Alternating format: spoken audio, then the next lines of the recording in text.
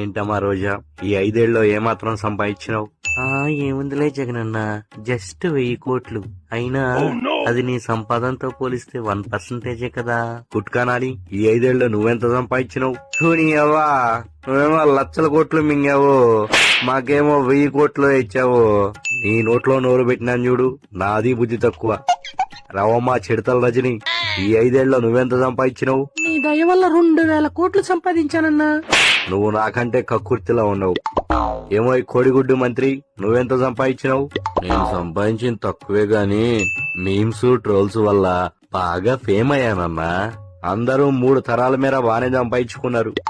ఇక అందరూ ఇండియాని వదిలిపెట్టిపోండి, లేకపోతే ప్రజలు మిమ్మల్ని రాళ్లతో కొట్టి చంపుతారు.